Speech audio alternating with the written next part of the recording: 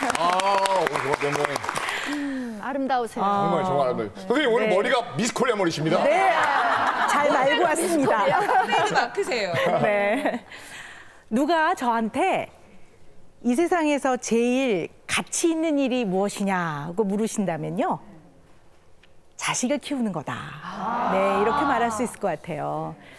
근데 이 부모 자리 참 어렵습니다. 그래서 오늘 우리 그런 얘기를 좀 해보려고 해요. 우리는 누구나 누군가의 자식입니다. 나이가 몇 살이든 결혼을 했든 안 했든 자녀가 있든 없든 우리는 모두가 누군가의 자식입니다. 맞아요. 누군가로부터 태어났고 우리는 누군가로부터 키워지고 많은 영향을 받았습니다. 그래서 부모는 너무 중요한 사람들입니다. 그래서 오늘 나의 부모에 대해서 다시 한번 생각을 안 해볼 수가 없습니다. 오늘 이 시간에는 나와 나의 부모에 대해서 한번 곰곰이 생각을 해보는 시간을 갖도록 하겠습니다. 네. 어떤 20대 청년이 있었습니다. 이 청년은 어떨 때는 더운 여름에도 빨간 머플러를 하고 다녔습니다. 그래서 어떤 사람들이 아니 왜 이 더운 여름에 이렇게 머플러를 하냐고 궁금해했습니다. 이 청년의 어머니는 암 선고를 받고 생이 얼마 남지 않았다는 걸 아시고 난 다음에 털실을 샀습니다. 그리고 남은 기간 동안 머플러를 짜서 아들에게 주고 세상을 떠나셨습니다. 이 아들은 엄마가 생각날 때마다 머플러를 두른다고 합니다. 이 머플러를 두르면 마음이 따뜻해진다고 했습니다. 부모는 그런 대상입니다. 우리가 생각하면 그립고 또 마음이 힘들 때 또 생각하면 마음이 따뜻해지는 그런 대상이기도 합니다. 맞습니다. 어떤 외국 신문에 났던 기사입니다. 꽤 오래된 기사인데요. 어떤 산모가 아이를 출산하다가 뭔가 출혈이 아주 심해서 의식을 잃었다고 합니다. 그래서 굉장히 상태가 나빠져서 아이를 출산은 했지만 의식을 잃은 상태에서 회복을 하지 못하고 많은 의료진들이 그 엄마를 회복시키려고 노력했지만 결국 의식을 회복하지 못한 채로 중환자실로 옮겨져서 생명유지장치에 몸을 맡긴 채로 의식을 찾고 있지 못했다고 했습니다. 자, 이 의료진은 아이를 생각하니까 아이가 너무 가여웠대요. 태어나자마자 엄마 품에 한번 제대로 안겨보지도 못한 그 아이가 너무 안 돼서 여러 가지 궁리 끝에 이 아이를 엄마에게 좀 안겨주기로 결정을 했습니다. 근데 이 엄마는 중환자실에서 생명유지장치에 몸을 맡긴 채로 어떠한 외부 자극에도 별 반응이 없이 그저 그냥 숨만 쉰 채로 있는 상태였습니다. 자, 이 갓난아기, 태어난 지 며칠 안 된 아이를 엄마 품에 안겼는데 놀라운 일이 생겼습니다. 이 아이가 엄마 품에 안겨서 막 울자, 응애응애하자 어떤 것에도 반응을 하지 않던 이 엄마한테서 반응이 막 나오기 시작했습니다. 세상에. 처음에는 그 아이가 너무 가여워서 엄마한테 안겼는데 의료진은 깜짝 놀라서 그 뒤에 아주 자주 이 아이를 엄마한테 안기기 시작했습니다. 아이를 안기자마자 이 엄마는 매번 반응을 보이기 시작했습니다. 그리고 몇 주가 흘렀습니다. 신문엔 이렇게 돼 있습니다. 기적 같은 일이 생겼다. 이 엄마가 깨어났습니다. 그리고 신문에는 이렇게 마무리가 됩니다. 그 엄마가 왜 깨어났는지 아무도 묻지 않았다. 그리고 모든 의료진들은 몽동아 울었다. 이렇게 기사가 마무리되어 있습니다. 엄마는 그런 존재입니다. 뭉클해. 또한 신문에 난 기사입니다. 실제 있었던 기사인데 어떤 가족이 캠핑을 갔습니다. 가을날이었는데 모두가 즐거운 마음으로 고무 보트를 빌려서 모든 가족이 타고 호수로 나갔습니다. 물놀이를 하려고. 그런데 사고가 발생했습니다. 고무 보트가 찢긴 겁니다. 그래서 호수 가장 깊은 가운데로 갔는데 그 고무 보트에 바람이 빠지기 시작했습니다. 모두가 다 물에 빠지기 시작했습니다. 그 집엔 아이가 여러 명 있었는데 그 막내가 아들인데 두돌이라고 되어 있었습니다. 그 아이가 물에 빠지는 걸 보고 그 엄마는 바로 뛰어들어서 아이를 건져냈습니다. 그런데 날이 가을날이라 아이가 몸이 물에 이렇게 담겨 있으면 저체온증으로 아이가 위험할 수 있기 때문에 이 엄마는 어떤 것도 잡을 수 없고 어떤 거에도 몸을 의지할 수 없는 그 상태에서 아이를 엿기처럼 들었다. 이렇게 신문에 돼 있습니다. 엄마의 힘이야. 어떻게 할 수 없이 아이를 엿기처럼 들고 발버둥을 치고 엄마는 강하다. 그리고 아빠는 다른 아이들을 데리고 구조대에게 도움을 청하기 위해서 이제 물 밖으로 나가고 엄마가 밖에 나오지 못한 사정은 신문 기사에 자세히 나와 있진 않았습니다. 엄마는 아이를 엿기처럼 들고 발버둥을 쳤다 이렇게 돼 있고 구조대가 도착했을 때는 한 25분 정도 시간이 경과했었다. 구조대는 아이를 받았는데 아이는 좀 지쳤을 뿐 목숨은 괜찮았다. 그리고 아이를 잘 구조한 다음에 엄마를 구조하기 위해서 바로 엄마를 봤는데 그 사이에 엄마는 사망을 했다. 아유, 세상에. 아유, 어떡해. 이렇게 신문에 나와 있습니다. 이 엄마는 아이를 구하기 위해 본인이 가지고 있는 생명의 마지막 한 방울까지 다 쓴 겁니다. 아유, 세상에. 아이에게 있어서 부모는 생명입니다. 부모는 생명을 주었습니다. 그리고 이 생명을 유지하도록 온 힘을 다합니다. 아이가 위험에 처하면 부모는 생명을 아끼지 않습니다. 부모는 이런 사람들입니다. 맞습니다. 또 기사 하나를 소개해드리려고 합니다. 어떤 싱글맘, 왜 혼자 사는지 나와 있지 않았습니다. 이 엄마가 자폐증을 앓고 있는 아들을 키우고 있었습니다. 이 엄마는 제대로 된 직업을 가질 수 없었다 되어 있습니다. 아이를 케어해야 하고 경제적으로 어려웠기 때문에 아이에게 이 엄마가 유일하게 해줄 수 있는 거는 멀리 떨어져 있는 특수학교에 매일 등하교를 시키는 일이었다라고 되어 있었습니다. 이 엄마는 그 멀리 떨어져 있는 특수학교에 아이를 매일 등하교를 시키는 걸로 이 엄마가 할 수 있는 최선을 다하고 있었습니다. 그런데 어느 날 아이를 학교에 바래다 주고 엄마가 오는 길에 굉장히 기상이 나빠서 엄마가 운전하던 차가 벼랑으로 떨어졌다고 되어 있었습니다. 구조대가 도착했을 때는 엄마는 형체를 알아볼 수 없었다라고 되어 있습니다. 11번에 걸친 대수술 끝에 엄마는 다시 중환자실로 겨우겨우 이제 회복을 기다리고 있는데 이 아이는 엄마의 친구인 이모라고 불리우는 사람이 아이를 돌보고 학교를 데려다 주고 있었다고 되어 있습니다. 근데 이 아이는 자폐증을 앓고 있고 또 이렇게 엄마랑 둘이 살다가 엄마를 못 만나니까 이 아이가 얼마나 힘들었겠습니까? 그래서 의료진이 상의 끝에 이 아이를 매일 엄마를 면회를 시켜줬습니다. 학교가 끝나고 중환자실에 온 이 아이는 매일 엄마에게로 다가가서 엄마 귀에다 대고 허리를 숙여서 매일 뭐라고 했습니다. 매일. 뭐라고 그랬어요? 이모는 궁금했습니다. 도대체 이 아이가 엄마에게 뭐라고 하는지. 그러나 이 아이는 대화를 주고받는 것이 조금 어려운 아이여서 이 아이가 엄마에게 뭐라고 하는지를 알 수가 없었다라고 되어 있습니다. 그렇게 시간이 많이 흘러서 이 엄마가 회복을 했습니다. 이모는 궁금했습니다. 이 아이가 엄마에게 뭐라고 했는지. 그걸 묻자 이 엄마는 눈물을 흘리면서 이렇게 말했답니다. 이 아이가 매일 와서 허리를 숙여서 엄마 귀에 대고 엄마, 나 잘하고 있어요. 아유, 걱정 마세요. 세상에. 라고 매일 얘기했답니다. 얼마나 하고 싶은 말이 많았겠습니까? 엄마 빨리 나으세요. 엄마 사랑해요. 이런 말도 하고 싶었겠지만 이 아이는 이 엄마가 무엇을 가장 걱정했는지를 알고 있었던 겁니다. 이 경제적으로 어려운 엄마가 유일하게 할 수 있었던 것이 매일 학교에 데려다주고 바래다주는 그 일이었기 때문에 이 아이는 엄마에게 엄마 내가 잘하고 있다고 걱정하지 말라고 이렇게 말했습니다. 이처럼 부모는 아이에게 생존입니다. 우리는 자식을 낳는 순간부터 머리부터 발끝까지 아이의 생존을 돕도록 모든 준비가 되어 있습니다. 호르몬부터 뇌신경 전달 물질에 이르기까지 우리는 아이의 생존을 돕습니다. 부모에게 있어서, 아이에게 있어서 부모는 과연 어떤 존재일까요?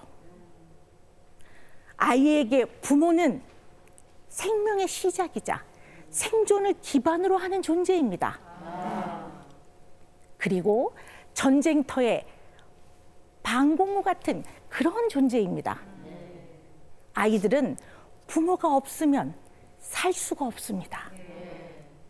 몸이 그렇고 마음이 그렇습니다. 부모가 없으면 제대로 살아갈 수가 없습니다.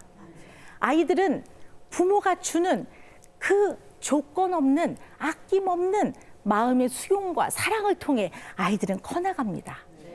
아이들은 그 부모의 깊고 따뜻한 사랑으로 성장을 합니다.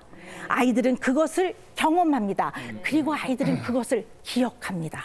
그리고 이 기억으로 평생을 살아갑니다. 아이들에게 있어서 부모는 어떤 사람이어야 할까요? 아이들에게 있어서 부모는 우주입니다. 이 우주가 편안하고, 이 우주 안에서 사랑을 받고, 이 우주 안에서 존중을 받고, 부모가 주는 사랑에 대한 믿음과 신뢰를 기반으로 아이들은 살아갑니다. 부모는 부모로서 부모의 위치에서 아이에게 해줘야 되는 상호작용이 있고, 부모는 부모의 위치에서 해줘야 되는 사랑이 있는 겁니다. 이것이 잘 되면 이 과정에서 아이들은 안정감을 갖습니다. 이러한 사랑을 잘 받은 아이들은 부모와 같이 있을 때 편안합니다. 부모가 없어도 편안합니다. 그러나 이러한 과정에서 이러한 사랑을 잘 받지 못한 아이들은 부모와 같이 있어도 불안합니다. 아유, 심지어는 부모하고 같이 있어서 더 불행합니다.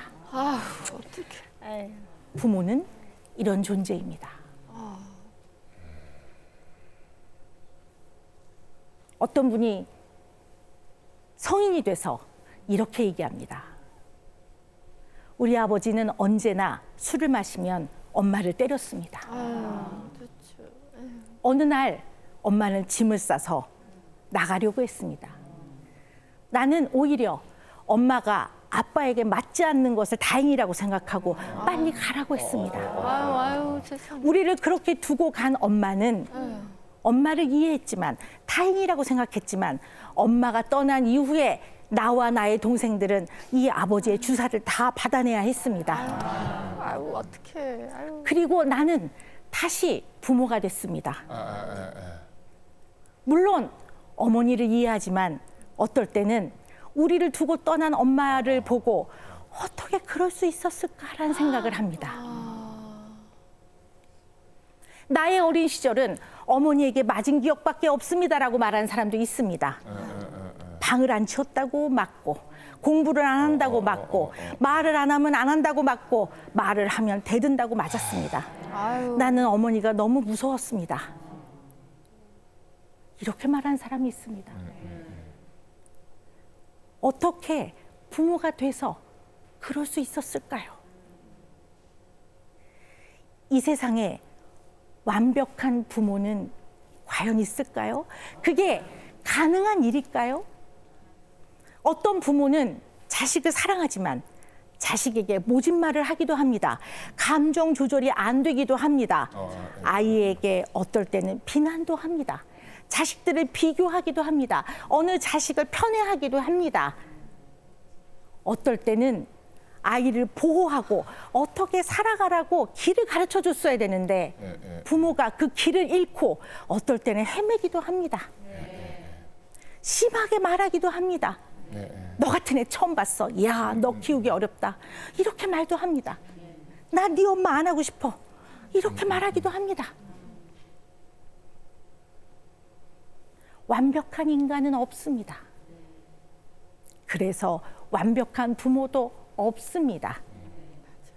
어쩌면 부모는 그렇기 때문에, 완벽하지 않기 때문에 어떤 시기든 자식을 사랑했지만 어떠한 형태든 자식을 상처를 줄 수밖에 없는 존재인지도 모르겠습니다. 자식을 사랑은 했지만 어떻게 보면 완벽하지 않기 때문에 우리가 갖고 있는 그 부족함 때문에 자식에게 상처를 주기도 합니다. 상처를 받은 자식은 마음이 아픕니다. 맞아요. 그리고 이것은 괴롭고 고통스럽기도 합니다. 살다 보면 왜 그런지 알 수 있을 것 같기도 합니다. 때로는 부모를 한 인간으로 이해가 될 것 같기도 합니다. 그러나 머리로 안다고 해도 마음이 풀리지는 않습니다. 맞아요. 머리로 알아도 우리가 마음으로 용서가 안 되는 일들도 굉장히 많습니다. 부모가 돼서 어떻게 그럴 수 있었을까요? 살다 보면 어린 시절의 기억이 떠오르면서 또다시 부모가 미워지기도 합니다. 이것이 바로 부모입니다.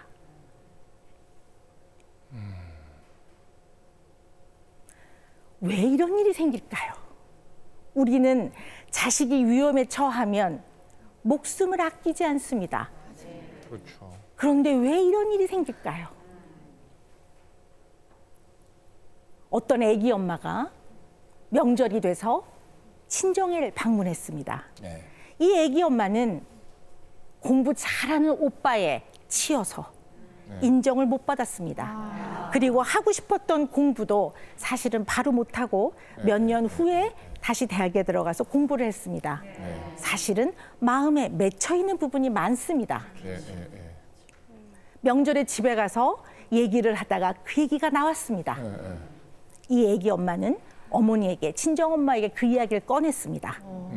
늘 마음에 맺혔던 이야기라 언제 한 번쯤은 마음을 털어놓고 싶었습니다. 울면서 얘기했습니다. 마음이 아팠노라고, 상처를 받았노라고. 그런데 이 애기 엄마는 그 얘기를 꺼내고 나서 깜짝 놀랐습니다. 친정엄마는 기억을 하지 못했습니다. 어떻게 이런 일이 있을 수 있을까? 나는 이 맺힌 것 때문에 몇 날 며칠을 울기도 하고 어떨 때는 이 맺혀 있는 상처 때문에 마음이 아팠는데 어떻게 우리 엄마는 이걸 기억하지 못했을까? 어머니가 기억하신 건 사뭇 달랐습니다. 어머니는 굉장히 즐거웠던 추억들을 많이 기억하고 있었습니다. 그리고 본인이 최선을 다해 사랑했던 것들을 기억하고 있었습니다. 어떻게 이렇게 기억이 다를 수 있을까요? 그러네요. 자식은 어떻게 늘 아팠던 걸 생각하고 부모는 어떻게 늘 잘해준 것을 기억할까요? 어떻게 이렇게 기억이 다를 수 있을까요? 기억은 원래 주관적인 겁니다. 기억은 인지 기능이자 정서의 영향을 많이 받습니다. 그래서 사람마다 같은 것을 겪어도 기억하는 게 다를 수 있습니다. 그때의 마음 상태가 어떠냐에 따라서 기억하는 게 다릅니다. 그래서 기억은 왜곡이 생기기도 하고 변형이 생기기도 합니다. 그래서 대부분의 부모 자식 간에 부모는 나는 너 하나 잘 키우려고, 너 하나 잘 되라고 우리는 허리띠를 졸라맸다. 먹을 거 먹지 않고 쓸 거 안 쓰고 너 뒷바라지를 했다. 우리가 너를 어떻게 키웠는데 이것을 기억합니다. 맞아요. 자식은 내가 얼마나 부모 때문에, 엄마 아빠 때문에 그 모진 말에 내가 상처를 입었는지 아십니까? 이걸 기억합니다. 맞아요. 왜 이런 일이 생길까요? 도대체 부모 자식 간에 무슨 일들이 있었길래, 네, 그리고 어떤 말들을 진짜 주고받았길래 맞아. 이런 일이 생길까, 이런 결과가 생길까요? 맞아요. 우리는 완벽한 인간이 아니고 우리를 사랑하면서 키웠던 우리의 부모님들도 완벽한 사람들이 아닙니다. 맞아요. 그래서 우리는 우리의 마음 안에, 우리의 내면 안에, 저 깊은 곳에, 저 마음의 아주 시면 안에 우리는 다 해결되지 못한 나름의 마음의 어려움들을 갖고 살아갑니다. 이게 없는 사람은 아마도 아무도 없을 겁니다. 왜? 너무나 가까운 부모 자녀 관계에서 나를 키웠던, 나를 사랑했던 부모 역시 완벽하지 않았기 때문에 이 미성숙함을 통해서도 사랑은 표현됩니다. 미성숙한 사랑은 때로는 자식을 아프게도 합니다. 사랑했지만. 그래서 우리 마음 안에 있는 이 해결되지 못한 마음의 어려움들은 이렇게 마음 안에 꽉 덩어리처럼 대롱대롱 매달려 있다가 살아가면서 아주 사소한 일에도 탁 건드려집니다. 물론 마음 안에 해결되지 못한 부분들이 사람마다 다르기 때문에 건드려지는 게 다르겠죠. 어떤 사람은 아무렇지도 않은 것이 어떤 사람은 정말 죽을 만큼 힘들기도 합니다.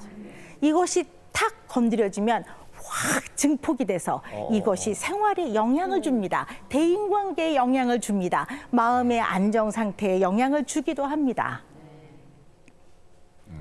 여의도에 사는 어떤 엄마가 있습니다. 네, 이 엄마는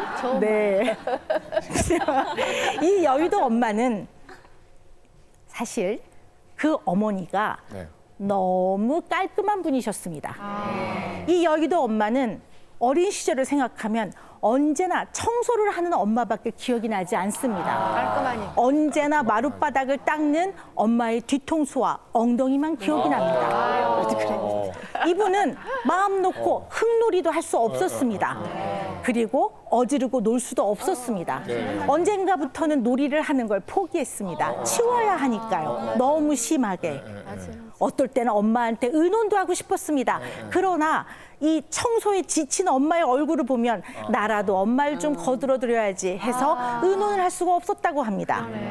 본인은 그런 엄마가 되고 싶진 않았다고 했습니다. 이 엄마는 4살짜리 딸을 데리고 있습니다. 4살이 되니까 이제 자기가 막 뭘 하려고 합니다. 그렇죠. 아이랑 놀러 가기 위해서 다 차려입고 나왔습니다. 아이는 계단을 내려가는데 꼭 자기가 한대요. 내가. 자, 엄마는 마음 같아서는 반짝 안아서 내려주고 싶지만 그래도 또 오은영 박사님 책을 보니까 아이가 할 수 있는 일을 하게 해라. 네, 공부를 열심히 하는 엄마입니다. 그래서 아이에게 그래 알았어. 대신에 계단이 높으니까 엄마가 한 손은 잡아줄 거야. 애가 내가 계단을 내려갑니다. 계단이 꽤 높습니다. 아이는 내려가다가 한 손으로 계단을 짚습니다. 지지. 손에 흙이 묻었습니다. 이 엄마는 이게 걸립니다. 지지. 엄마는 갈등을 합니다. 그냥 놔둬야 돼. 도로 올라가서 옷을 다 벗겨서 손을 씻길까? 아니면 데리고 갈까? 아이들은 꼭 밖에 나오면 개미와 친합니다. 그렇게 개미를 봅니다. 보다가 어떨 땐 입에 넣기도 합니다. 이 엄마는 아이와 재밌게 놀 수가 없습니다. 만지면 씻겨야 되지 않나? 도로 데리고 올라가야 되지 않나? 이 지지 엄마는 이 지지 때문에 하루가 괴롭습니다. 지지 엄마는 아이를 사랑할까요? 사랑하지 않을까요? 사랑합니다. 지지 엄마는 지지지만 사랑합니다, 자식을. 네, 이 지지 엄마는 이 본인의 엄마와의 관계에서 해결되지 않은 면이 있습니다. 닮고 싶지 않았지만 본인도 그렇게 하고 있는 면을 발견하고 우리는 어떨 때는 고통스럽고 괴롭기도 합니다. 우리는 자식을 잘 키우기 위해 언제나 불안합니다. 사랑하는 대상일수록 불안합니다. 그리고 이 불안은 나의 이 해결되지 않은 면들이 건드려질 때 불안이 증폭되기도 합니다. 그래서 이 불안으로 인해 우리는 언제나 그럴까봐, 이 까봐 때문에 괴롭습니다. 어떻게 될까봐, 이럴까봐, 저럴까봐. 우리는 이 까봐 때문에 또 어렵습니다. 나쁜 길로 빠질까 봐. 네. 목동 사는 아빠가 있습니다. 여의도에서 넘어갑니다, 목동으로. 네. 이 아빠는 사실 어린 시절을 생각해 보면 늘 부모님이 다투셨습니다. 그래서 큰 소리가 나게 될까 봐 언제나 떨렸습니다. 그렇죠. 그리고 아버지는 엄격했습니다. 그래서 아버지와 터놓고 뭘 얘기를 하고 의논한 적이 없답니다. 혼날까 봐 말을 할 수가 없었답니다. 그래서 이 목동 아빠는 나는 아빠가 되면 정말 친절한 아빠가 될 거야. 아이에게 소리 지르는 아빠가 절대 되지 않을 거라고 그렇죠. 결심을 했습니다. 맞아요. 맞아요. 그리고 이 아빠는 아이를 잘 키우기 위해 밖에서 열심히 일합니다. 오늘도 야근을 했습니다. 열심히 해서 아이를 조금이라도 원하는 걸 더 해주고 뒷바라지를 그렇죠. 해주기 맞아요. 위해서 이 아빠는 야근을 하고 녹초가 돼서 집에 왔습니다. 띡띡띡띡 누르니까 네. 이 집에 아이 둘이 아빠를 너무 보고 싶어서 막 뛰어옵니다. 뛰어오면서 서로 아빠를 먼저 안고 안기겠다고 서로 티격태격하다가 서로 싸웁니다. 앙 하고 소리를 지릅니다. 이 아빠는 견딜 수가 없습니다. 조용히 해! 아빠가 그러지 말라 그랬지! 아유, 그러면 안 되는데. 피곤하니까. 네.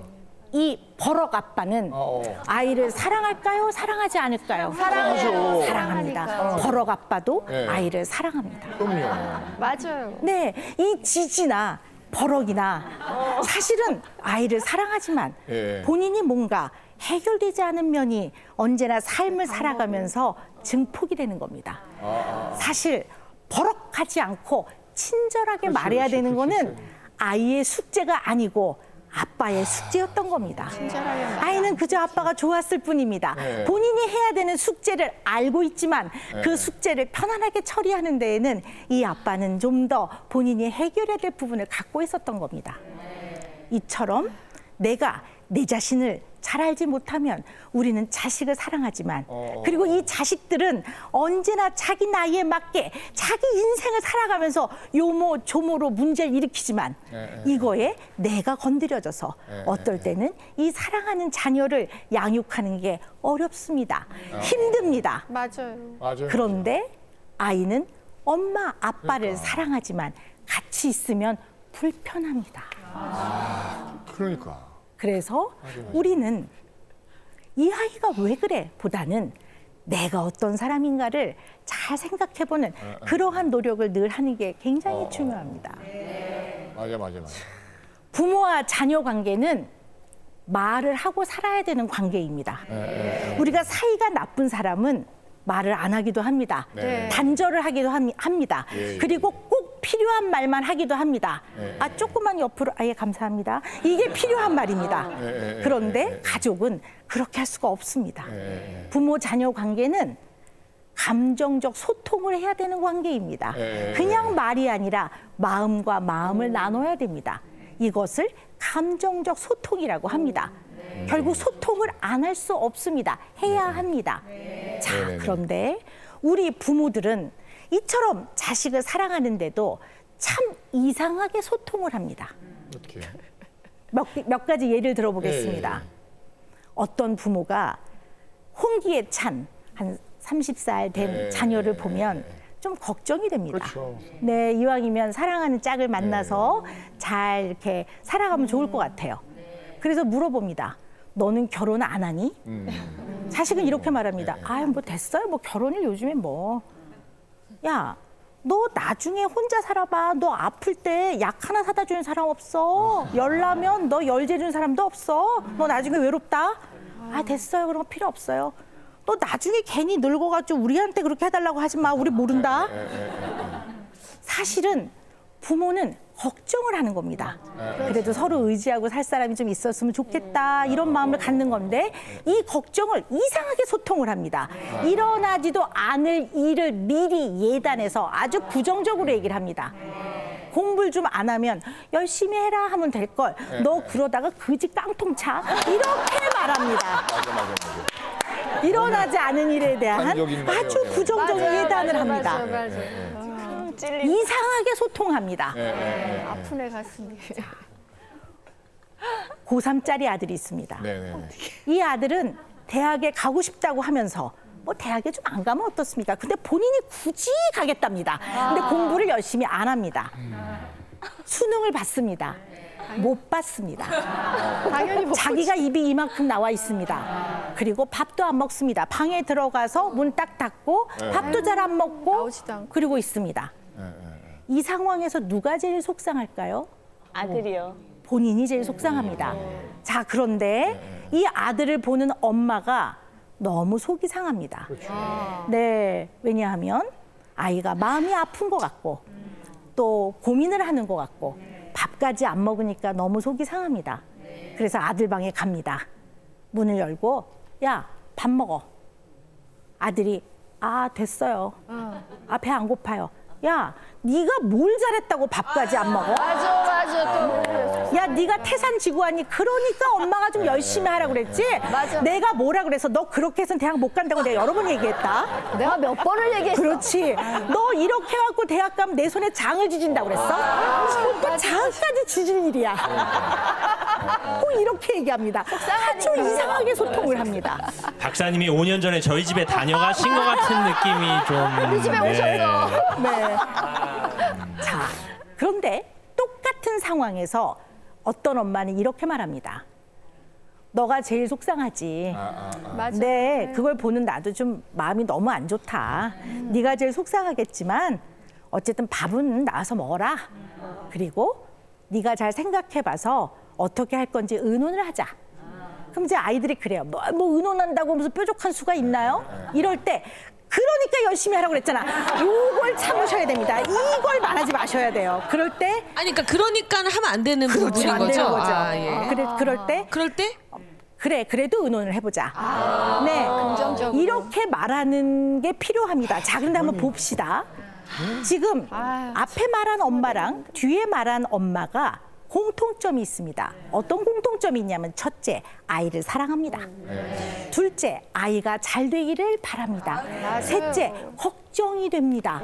넷째, 이번 일을 통해 아이가 좀 깨달음을 얻었으면 좋겠습니다. 이건 공통적입니다. 자, 그런데 여기서 가장 큰 아주 핵심적인 문제는 이 앞에 엄마가 본인이 뒤에 엄마처럼 말했다고 착각을 하는 겁니다. 마음은 같지만 다르게 말했는데 본인의 기억 속에는 야, 나는 너를 사랑했고 네가 상처 안 받았으면 좋겠고 우리 같이 의논하자 이렇게 말했다고 착각을 하고 있습니다. 맞아. 자, 뒤에 엄마처럼 말해야 되는데 이렇게 말하는 거는 영화의 번역 대사 같습니다. 우리에게 매우 익숙하지 않습니다. 맞아요. 가만히 보면 어려운 단어가 한마디도 없지만 어쩌면 이렇게 어색한지. 제 네. 주변에는 단 한 분도 안 계신 것 같습니다. 네. 오은영 박사님을 네, 제외하고는. 저는 그렇게 말합니다. 그러니까요. 근데 예. 어쨌든 너무나 우리한테 않아요. 어색합니다. 왜? 않아요. 익숙하지 않아서 그렇습니다. 우리는 이렇게 말하는 거가 익숙하지 않고 또 그것을 본 바도 없고 배운 바도 없습니다. 그래서 사실은 내 그럴 줄 알았다 내가 이렇게 말하는 것이 우리에게 너무 익숙합니다. 맞아. 익숙하다 보니까 이것이 편합니다. 문제점이 있다고 생각 안 합니다. 나도 그렇게 했더니 옆집 언니도 그렇게 하고 앞집의 동생도 그렇게 합니다. 그러니까 모두가 그렇게 말하니까 이것이 너무나 우리에게 익숙합니다. 이상하게 소통을 하는 거죠. 또 하나 예를 들어보겠습니다. 초등학교 5학년 아들이 집에 와서 이렇게 말합니다. 엄마, 이상해 우리 선생님. 꼭 나한테만 뭐라 그래. 자, 엄마는 이렇게 말합니다. 네가 문제를 일으키니까 그렇지. 네가 잘해봐. 선생님이 너한테 그러나. 이렇게 말합니다. 이 상황 본 적 있어요. 그래서 네. 많이 맞죠. 네. 네가 잘못이 있으니까 선생님이 그렇죠. 그랬겠지. 네. 네가 잘하는데 그러겠어? 그렇죠. 네가 잘해봐라. 칭찬만 해주시지. 막 이렇게 얘기합니다. 자, 그런데 이 아이는 엄마에게 왜 그 얘기를 했을까요? 왜 그런 말을 했을까요? 관심을 받고 싶은 도움을 요청. 약간 엄마 동조를 받고 싶은 그러니까. 엄마 네, 위로를. 맞습니다. 엄마가 제일 가까운 사람이기 때문에 그렇습니다. 내 그렇지. 편이니까. 내 편이니까. 우리는 모르는 사람과도 의견을 얘기합니다. 맞아요. 그러나 가까운 사람과는 마음을 얘기합니다. 예술이다, 맞아. 그러면 이 아이가 문방구에 가서 사장님한테 사장님 이렇게 말할 수는 없는 겁니다. 맞아요. 네, 엄마가 제일 가까운 사람이기 때문에 맞아요. 엄마에게 그렇게 말한 겁니다. 자, 그런데 엄마는 이 아이가 아, 나를 가장 가까운 사람으로 생각하는구나 하고 마음을 받아줘야 되는데 이 엄마는 상황을 설명하고 이 설명을 아이가 알아들으면 받아들여서 이해를 하면 이해해서 납득을 하면 깨달음을 얻고 설득이 되고 마음을 정리할 거라고 착각하고 있는 겁니다. 물론 아이에게 상황을 이해시키고 인지적으로 설명하는 거 필요합니다만 어떨 때 아이가 나를 가장 가까운 사람으로 생각하고 마음을 툭 얘기할 때는 이때는 논리가 아닌 그냥 마음으로 받아야 합니다. 마음을 주제로 하는 마음의 단어를 사용해서 마음과 마음을 연결하는 마음의 소통을 해야 됩니다. 예를 들면 이렇게 하는 겁니다. 아유, 어쨌든 마음이 속상하고 안 좋네. 네가 그럴 때 마음이 불편했겠구나. 마음이 좀 그러네. 이렇게 해야 되는데 우리는 야, 너 잘 생각해봐. 이렇게 얘기합니다. 물론 인간은 생각도 있고 또 마음도 있고 행동도 있는 거지만 특히 가까운 사람이 마음을 얘기할 때는 마음으로 받아야 합니다.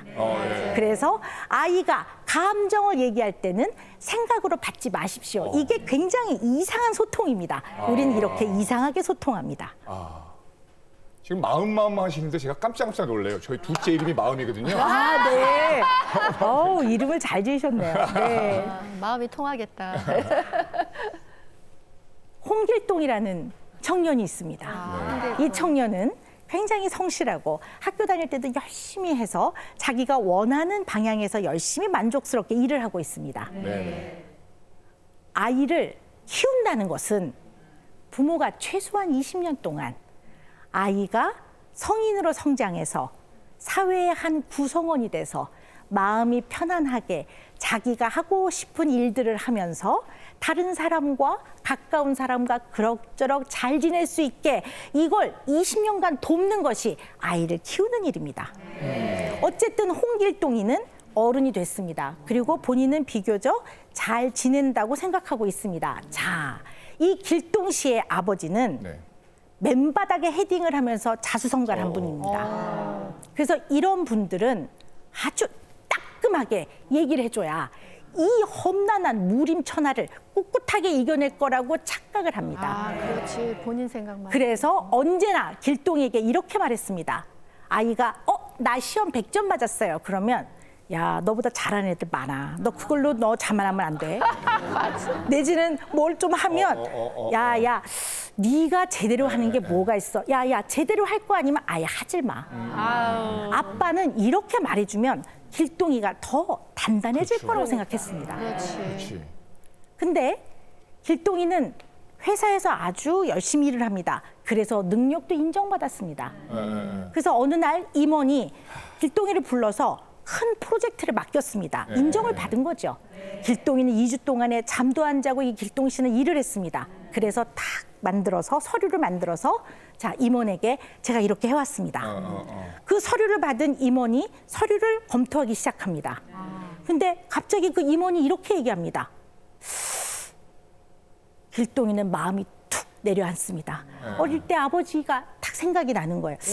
야. 제대로 할 거면 하고 제대로 안 할 거면 하지 마. 네가 제대로 하는 게 뭐가 있어.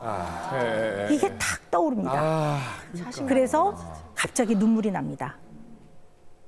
전무님, 죄송합니다. 제가 이 회사에 적합하지 않은 것 같습니다. 그랬더니 그 임원 전무님은 갑자기 깜짝 놀라면서 아니, 홍길동 씨 왜 그러세요? 왜 그러세요?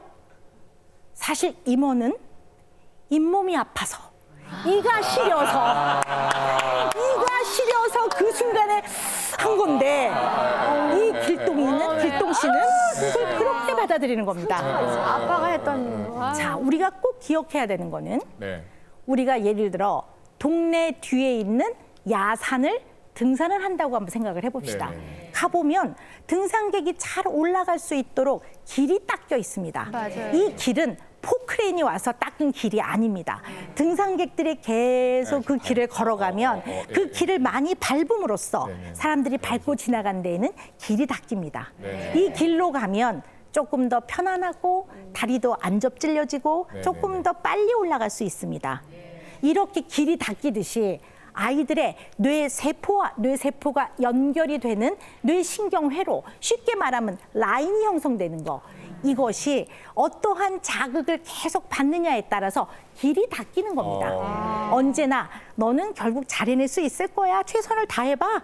실패도 괜찮아. 이걸 계속 말해주면 이 길이 아주 탄탄대로로 닦입니다. 그러면 실패를 했을 때 아니야. 뭐 이걸 뭐 딛고 또 해보면 되지. 스스로에게 이렇게 말할 수 있는 길이 닦여서 어떤 정보가 들어오면 아주 효과적으로 빨리 닦입니다. 그런데 늘 야야야 네가 제대로 하는 게 뭐가 있어? 이러면 이 길이 탄탄대로로 닦여서 유사한 자극이 싹 와도 아버지가 아닌 다른 사람이 비슷한 느낌만 줘도 이 길로 얼른 가서 정보가 해석됩니다. 그래서 우리는 아이에게 좀 안정되고 편안한 길을 닦아주는 역할을 해야 합니다. 이런 것들이 이상하게 소통하는 겁니다. 그리고 이때 우리는 너무 많은 말을 합니다. 그래서 이러한 대화를 소모적인 대화라고 합니다. 사춘기 딸이 머리를 잘 안 감습니다. 안 그러던 아이가. 근데 이 딸은 좀 예민해져서 사춘기가 돼서 뭔가 입던 옷이 편하지 새로운 속옷을 입으면 약간 버석거립니다. 바삭바삭. 그래서 샤워를 하러 들어가서 속옷을 도로 입고 나온 애들도 있습니다. 입던 것을. 근데 이걸 잘 모르는 엄마는 아이에게 이렇게 말합니다. 아 더러. 야 더러워. 그럼 애가 나 안 더럽거든요. 너 더러워. 야. 나 안 더럽다고요. 냄새. 얘 냄새나. 야 이거 머리. 나 어제 감았거든요. 근데 너 더러워. 매일 머리를 감으라는 법이 있나요? 애들이 막 이래요. 말대꾸 막 해요. 네. 맞아요. 야, 너 애들이 싫어해. 애들이 나 좋아하거든요. 애들 좋아하거든요. 야, 아유, 머리에서 냄새 나는 애를 행여나 좋아하겠다. 엄마가 모르는 거지. 애들이 나 좋아하거든요. 더러워. 엄마가 내가 밉단 얘기죠. 자, 이런 것이 소모적인 대화입니다. 전혀 도움이 안 되는 부모가 맞아. 전달하고 싶은 맞아. 얘기는 애들은 나 다 좋아하거든요. 빠져 있는 그저 말풍선을 주고받는 그러니까. 이 과정에서 나중에 기억나는 거는 기분 나빠. 이것만 남게 하는 이러한 이상한 소통들을 우리는 너무나 많이 하고 삽니다. 이 소모적인 대화는 정말 우리가 일상생활에서 바꿔나가야 합니다. 왜냐하면 너무 익숙하기 때문에 이거에 대해서 치열하게 문제가 있다는 것을 깨닫지 않으면 우리는 언제나 도돌이표처럼 내지는 회전문처럼 언제나 같은 생활을 하고 있지 여기서 요만큼의 개선도 요만큼의 변화도 일어나지 않습니다. 그래서 제가 드리는 조언은 제가 드리는 또한 의견은 기분이 좋고 서로 좋을 때는 말씀을 많이 하셔도 괜찮습니다.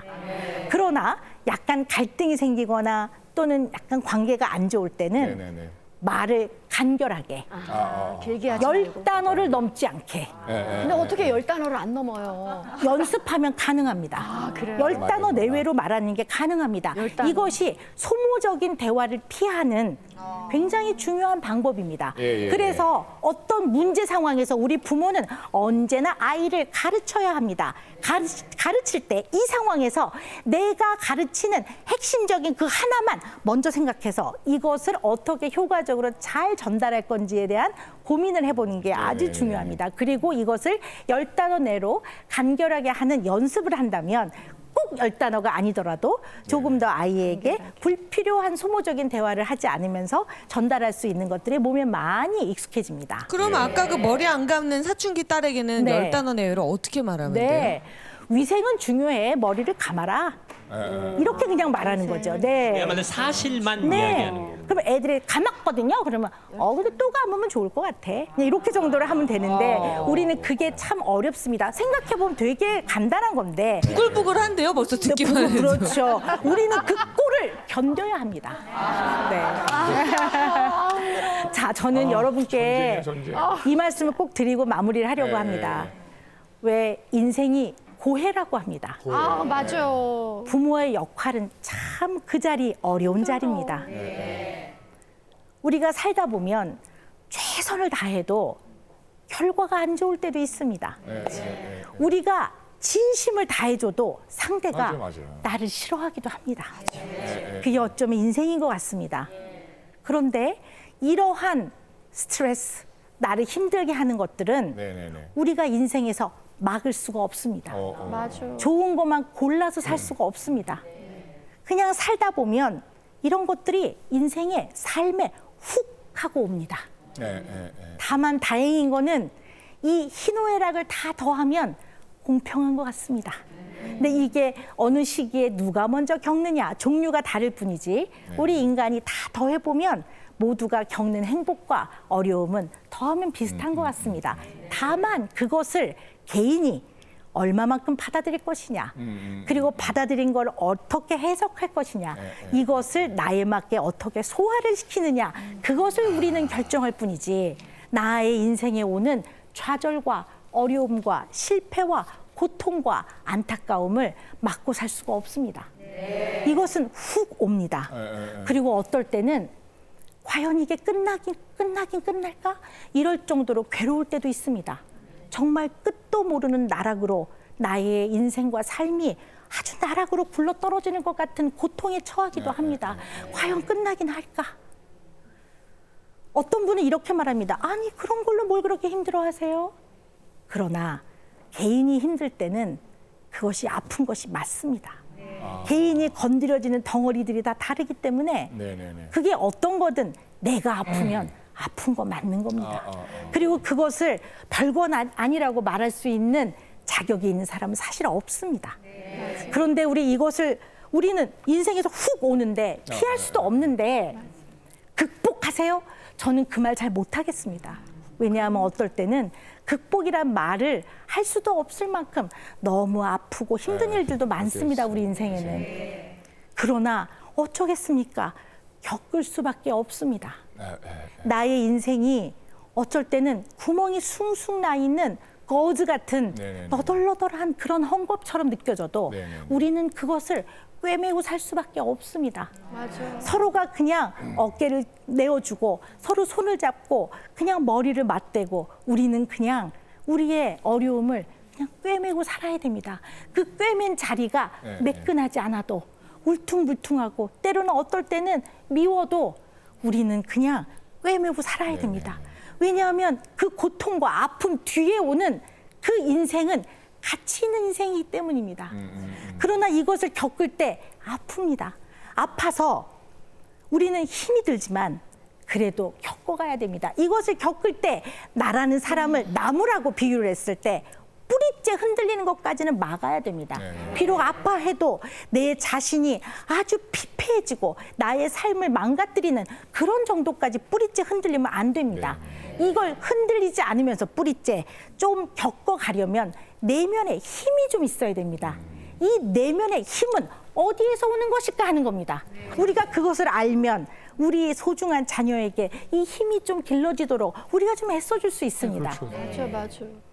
이 내면의 힘, 우리가 살면서 피할 수 없는 그런 좌절과 아픔과 안타까움과 실패, 이러한 스트레스, 고통, 이것을 그래도 좀 처절하게 밑바닥까지 가지 않으면서 좀 겪어가는 내면의 힘은 바로 가장 가까운 사람, 아이들에게는 대개 부모입니다. 이 부모와 살아가면서 겪었던 아주 즐거운 추억, 아주 행복했던 단편적인 기억의 한 조각들, 이런 것들로 우리는 이것을 가지고 살아갑니다. 어느 날 봤더니 이것이 훅 떠오르면서 나를 따뜻하게 감싸줍니다. 아이들은 이걸 기억합니다. 우리는 아이들과 이러한 경험을 많이 해야 됩니다. 물론 오냐오냐라는 건 아닙니다. 아이들한테는 할 말도 해야 합니다. 그러나 할 말도 좋게 하는 것도 연습해야 됩니다. 꼭 소리를 지르고 화를 내고 눈을 부릅뜨고 얘기할 필요는 없는 겁니다. 그러나 우리가 그것이 익숙하지 않습니다.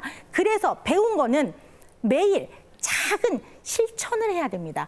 이 작은 매일의 실천이 모이면 나의 삶이 바뀌고 나의 가족이 바뀌고 나와 아이의 관계가 바뀌고 내가 아이의 마음에 어느 순간 다다르게 되어 있습니다. 우리는 그러한 작은 이렇게 서 있을 때 똑같이 이 줄에 서 있는 것 같지만 각도를 1도만 바꿔도 이 1도의 변화가 쌓이고 쌓이면 6개월, 1년 후에는 다른 곳에 가 있습니다. 이 다른 곳이 우리 소중한 아이, 우리 소중한 가족의 마음에 도달해 있는 겁니다.